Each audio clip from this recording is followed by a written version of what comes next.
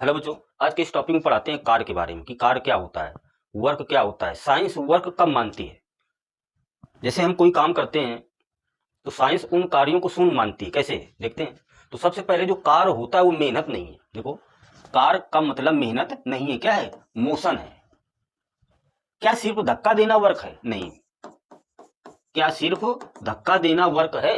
अगर हम दीवार को धक्का देते रहें, दीवार में कोई परिवर्तन ना हो, तो क्या ये वर्क है? नहीं है। तो साइंस क्या कहती है? साइंस कहती है अगर हम किसी वस्तु में, ये कोई वस्तु है, बल लगाएं। क्या लगाएं? फोर्स लगाएं।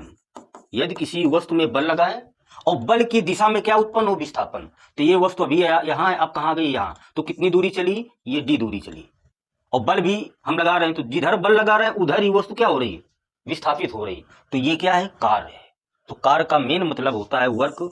कार बराबर बल इंटू विस्थापन। ये यदि किसी वस्तु में अगर हम बल लगाएं और बल की दिशा में क्या उत्पन्न हो? विस्थापन उत्पन्न हो, तो बल और विस्थापन के गुणनफल को ही कार कहते हैं। अगर विस्थापन नहीं है तो कार नहीं होगा। अगर हम दीवार को धक्का देते रहे तो हमारा कार क्या होगा? शून्य होगा। हम मेहनत बहुत करेंगे लेकिन कार क्या होगा? शून्य होगा। अगर हम किसी वस्तु को, बोझ को उठाकर सर में रखे रहे और खड़े रहे, तो विज्ञान कहती है आपका कार्य क्या है? शून्य है। विज्ञान नहीं मानती कि आपने कुछ कार्य किया है, आपका कार्य क्या है? शून्य है। तो विज्ञान कहती है, साइंस कहती है कि यदि किसी वस्तु में बल लगाएं और बल की दिशा में क्या उत्पन्न हो? विस्थापन उत्पन्न हो, तब किया गया कार्य कहलाता है, नहीं तो किया गया कार्य कहलाता नहीं है। तो कार का फार्मूला गया W बराबर एफ इंटू डी या F into D cos theta. ये थीटा क्या है? बल और विस्थापन के बीच का कोण है। यूनिट क्या होगी इसकी? जूल होगी। ये या न्यूटन मीटर, या न्यूटन मीटर होगी। इस चित्र में देखो दिखाया गया है, एक व्यक्ति है, ये बैग लिए, तो बैग का भी तो कुछ ना कुछ वजन होगा। अब देखो, ये बैग सीधे लिए हुए है, अर्थात बल लग रहा है, और ये आगे बढ़ रहा है, अर्थात विस्थापन हो रहा है। तो यहां पर बल और विस्थापन के बीच का एंगल कितना है? 90 एंगल है। तो अगर बल और विस्थापन के बीच का कोण कितना है? 90 है। तो कार क्या आ जाएगा? एफ इंटू डी काश 90। काश 90 का मान कितना होता है? 0 होता है। तो कार क्या आ जाएगा? शून्य आ जाएगा।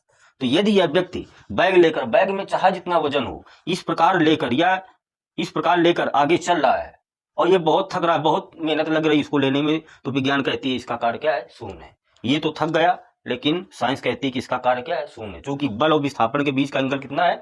90 एंगल है। तो कार्य क्या आ जाएगा? शून्य आ जाएगा। जैसे ये व्यक्ति है, बैग लेकर देखो खड़ा हुआ है, कहीं जा भी नहीं रहा है, कहीं जा भी नहीं रहा, तो इसका कार्य क्या होगा? शून्य होगा। इसका कार्य क्या होगा? शून्य होगा। अब जैसे ये व्यक्ति है, ये इस गाड़ी को क्या कर रहा है? बल लगा रहा है। बल इधर लगा रहा है, देखो गाड़ी में, विस्थापन ये, तो इनके बीच का एंगल कितना है? थीटा। तो कार्य क्या हो जाएगा? W बराबर F into D cos theta हो जाएगा। अर्थात बल की मेन परिभाषा ये है कि वर्क का असली मतलब क्या है? वर्क का असली मतलब है फोर्स प्लस मोशन। तभी आपका मैजिक होगा। क्या होगा? मैजिक, यानी कार्य होगा आपका। ये तो वर्क का मतलब है, वर्क का असली मतलब है फोर्स प्लस मोशन। अगर किसी वस्तु में हम फोर्स लगाएं और उसमें क्या उत्पन्न हो? गति उत्पन्न हो, तब कार्य कहलाता है, नहीं तो कार्य नहीं कहलाता है। अगर हम किसी बोझा को लेकर, कुली जो होता है वो बोझ कर लेकर खड़ा अगर रह रहा है, चल नहीं रहा, तो उसका कार्य क्या है? शून्य है। उसने काम कुछ नहीं किया, मेहनत तो किया। तो हमने बताया ना कि वर्क का मतलब मेहनत नहीं है, मोशन है।